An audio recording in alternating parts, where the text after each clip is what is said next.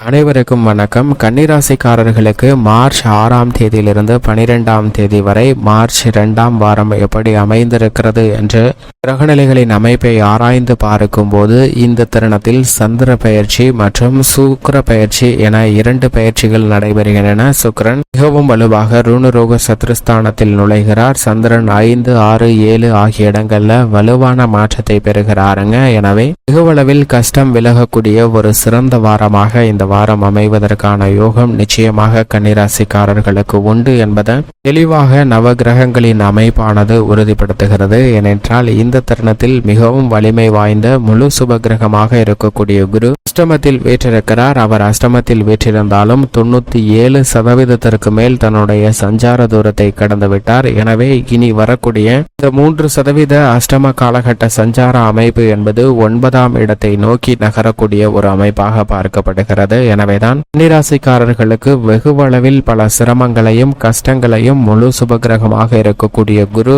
அற்புதமாக குறைத்து விடுகிறார். இது நிச்சயமாக மிகப்பெரிய அளவில் வரவேற்கத்தக்க ஒரு சிறந்த அமைப்பாக பார்க்கப்படுகிறது. எனவே குடும்ப உறுப்பினர்களுக்கிடையே ஏற்பட்ட மன வருத்தம் ஒற்றுமையாக மாறக்கூடிய ஒரு தருணமாக அமைவதற்கான சாத்தியக்கூறுகள் உண்டு. நெருங்கிய உறவினரிடம் ஏற்பட்ட மன வருத்தத்தில் இந்த தருணத்தில் போட்டி பொறாமை மற்றும் பகை உணர்ச்சியை விட்டு நட்பும் உறவும் பாராட்டுவதற்கான அதிர்ஷ்ட யோக வாய்ப்புகள் உண்டு என்பதை தெளிவாக உறுதிப்படுத்துகிறாருங்க முழு சுபகிரகமாக இருக்கக்கூடிய குரு. அது மட்டுமல்லாது கணவன் மனைவிக்கிடையே ஏற்படக்கூடிய பல்வேறு வகையான முரண்பாடான கருத்துகள் மற்றும் சிந்தனை காரணமாக தேவையில்லாத வாக்குவாதங்கள் ஈடுபட்ட நிலையில் நல்லதொரு மாற்றத்தை சந்திக்கக்கூடிய இனிமையான தருணமாக அமைகிறது. கணவன் மனைவிக்கிடையே அன்பு பலப்படக்கூடிய ஒரு அற்புதமான தருணமாக அமைவதற்கான வாய்ப்பும் குடும்ப ரீதியாக பல்வேறு வகையான சுப நிகழ்வுகளில் திட்டமிட்டதில் கஷ்டம் சார்ந்த ஒரு சூழ்நிலையாக அமைந்த நிலையில் மாற்றம் ஏற்பட்டு அவை அனைத்தும் மகிழ்ச்சியும் இஷ்டமாகவும் மாறுவதற்கான அதிர்ஷ்ட யோக வாய்ப்புகள் நிச்சயமாக கன்னிராசிக்காரர்களுக்கு உண்டு என்பதை குரு உறுதிப்படுத்துகிறாருங்க.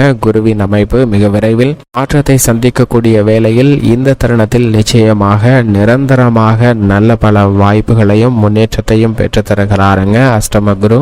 ஆனால் அதே சமயம் மிக வலுவாக நவகிரகங்களிலே அதீத பலம் பெற்றவராக பார்க்கக்கூடிய சனி ரூணரோக சத்ருஸ்தானத்தில் ஆட்சி பலம் மிகவும் வலுவாக சஞ்சரிக்கிறார். சனி ஆட்சி பலம் பெற்றிருப்பது நிச்சயமாக அமோகமான மாற்றத்திற்கு அடித்தளமிடக்கூடிய ஒரு தருணமாக தான் கன்னிராசிக்காரர்களுக்கு பார்க்கப்படுகிறது. ஏனென்றால் பொதுவாகவே சனி 3, 6, 11 ஆகிய இடங்கள்ல அபரிவிதமான வளர்ச்சியையும் முன்னேற்றத்தையும் மனித வாழ்வுல அள்ளி தெளிக்கக்கூடிய ஒரு இடமாக பார்க்கப்படுகிறது. அப்படிப்பட்ட ஒரு அற்புதமான இடமான 6இல் சஞ்சரிக்கக்கூடிய சனியின் அமைப்பு என்பது நிச்சயமாக வெகுவளவில் ஏற்படக்கூடிய பல சிரமங்களை விலக்கி விடுகிறது. சுக்கிரன் 6ற்கு வருவது சாதகமற்ற அமைப்பாக இருந்தாலும் கூட அவரது நட்பு கிரகமாக இருக்கக்கூடிய சனியுடன் இணைந்திருக்கிறாருங்க. அது மட்டுமல்லாது சூரியனுடனும் இணைந்து சஞ்சரிக்க போகிறார். சூரியனும் மிக வலுவாக ரூணரோக சத்ருஸ்தானம் ஆகிய 6இல் வீற்றிருக்கிறாருங்க. சூரியன் பொதுவாக 3, 6, 10, 11 ஆகிய இடங்கள்ல அபரிவிதமான வளர்ச்சியும் முன்னேற்றத்தையும் அள்ளி கொடுப்பார். அதில் ஒரு இடமான 6ஆம் இடத்தில் அமர்ந்திருக்கிறாருங்க. எனவே சூரியனின் அமைப்பு காரணமாக வெகுவளவில் அலைச்சல்கள் குறையும். திட்டமிட்ட பணிகளை கனகச்சிதமாக செய்து முடிக்கக்கூடிய வாய்ப்பும் யோகமும் பல்வேறு விஷயங்கள்ல நிறைந்து கிடைக்கக்கூடிய ஒரு இனிமையான தருணமாக தான் பார்க்கப்படுகிறது. இது மட்டுமல்லாது இந்த வாரத்தில் 4 கிரக நிலைகள் இணைந்து ரூணரோக சத்ருஸ்தானம் ஆகிய 6ஆம் இடத்தை வலுப்படுத்தக்கூடிய தருணமாக அமைந்திருப்பதால் வாழ்வில் சந்திக்கக்கூடிய கடன் சார்ந்த தொல்லைகள் உங்களை விட்டு விலகுவதற்கான வாய்ப்பு நிச்சயமாக உண்டு.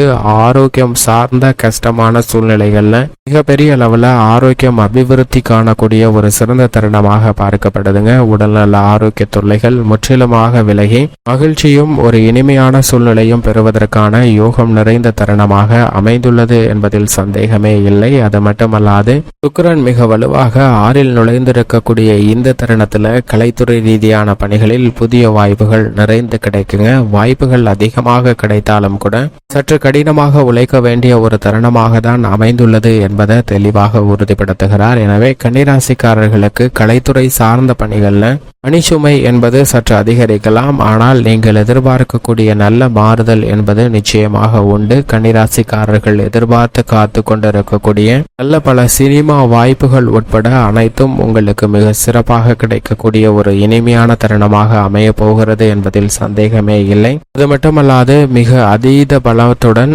பூர்வ புண்ணியஸ்தானமாகிய 5ஆம் இடத்தில் உச்சம் பெற்றிருக்கிறாருங்க மங்களக்காரகனாக இருக்கக்கூடிய செவ்வாய். இந்த தருணத்தில் 6இல் சனியுடன் இணைந்திருக்கிறார் சுக்கிரன். எனவேதான் இந்த தருணத்தில் அரசியல் சார்ந்த பணிகள்ல நீங்கள் எதிர்பார்க்கக்கூடிய தேர்தல் வெற்றிக்கான யூகங்களும் கூட்டணியும் மிக சிறப்பாக அமைவதற்கான அதிர்ஷ்ட யோக வாய்ப்புகள் நிச்சயமாக இந்த தருணத்தில் உண்டு. தேர்தலுக்காக எடுக்கக்கூடிய முயற்சிகளில் ஏற்பட்ட தடைகள் தாமதங்கள் விலகுகிறது. கஷ்டமான ஒரு சூழ்நிலையில் நல்லதொரு மாற்றத்தை பெறக்கூடிய இனிமையான தருணமாக அமைகிறது என்பதை தெளிவாகவும் துல்லியமாகவும் உறுதிப்படுத்துகிறாருங்க. இது கன்னிராசிக்காரர்களுக்கு நிச்சயம் வரவேற்கத்தக்க ஒரு அமைப்பாக பார்க்கப்படுகிறது. விவசாயத்துறையின் அதிபதியாக இருக்கக்கூடிய மங்களக்காரகனான செவ்வாய் 5இல் உச்சம் பெற்றிருக்கிறார். பூர்வ புண்ணிய ஸ்தானத்தை வலுப்படுத்துகிறாருங்க. பூர்வ புண்ணிய ஸ்தானம் ஆகிய 5ஆம் இடம் வலுப்பெறக்கூடிய இந்த தருணத்துல பூர்வீக சொத்துக்கள் ரீதியான பிரச்சனைகள் வெகுவளவில் கன்னிராசிக்காரர்களுக்கு குறைகின்றன.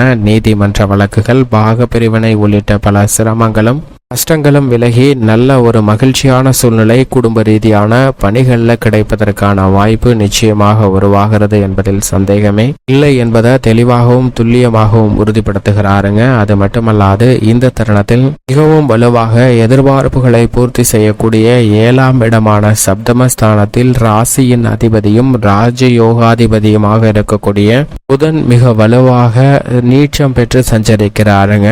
அவர் நீச்சம் பெற்றிருப்பது சற்று சாதகமற்ற ஒரு அமைப்பாக நிச்சயமாக பார்க்கப்பட வேண்டிய ஒன்றாக உள்ளது. ஆனால் அதே சமயம் அவர் சப்தமஸ்தானத்தில் மிக வலுவாக அமர்ந்திருக்கக்கூடிய இந்த தருணம் என்பது எதிர்பார்க்கக்கூடிய எதிர்பார்ப்புகளை பூர்த்தி செய்வதோடு மட்டுமல்லாது எதிர்பாராத அதிர்ஷ்ட யோக வாய்ப்புகளை சப்தமஸ்தானத்தில் வீற்றிருக்கக்கூடிய ராகுவின் மூலமாகவும் கிடைப்பதற்கான ஒரு சூழ்நிலை நிறைந்து கிடைக்கிறது என்பதை தெளிவாகவும் துல்லியமாகவும் உறுதிப்படுத்துகிறார். எனவேதான் இந்த தருணம் என்பது கன்னிராசிக்காரர்களுக்கு ஒரு பொன்னான தருணமாக நிச்சயமாக பார்க்கப்படுகிறது என்பதில் சந்தேகமே இல்லை. ஏனென்றால் பல்வேறு வகையான காரிய தடைகள் விலகி முன்னேற்றம் நிறைந்து கிடைக்கக்கூடிய ஒரு இனிமையான தருணமாக அமைய போகிறது என்பதில் சந்தேகமே இல்லை. ஆனால் ஜென்ம ராசியில் மோட்சக்காரகரான கேது அமர்ந்திருக்கிறாருங்க. கேது ஜென்ம ராசியில் சில எதிர்மறையான கருத்துக்களையும் சிந்தனைகளையும் தோற்றுவிக்கக்கூடிய ஒரு அமைப்பில் சஞ்சரிப்பதால் இந்த தருணத்தில் கேதுவின் அமைப்பு காரணமாக எதை செய்தாலும் ஒரு முறைக்கு இருமுறை நிச்சயமாக யோசித்து செய்ய வேண்டும். சில நிகழ்வுகள்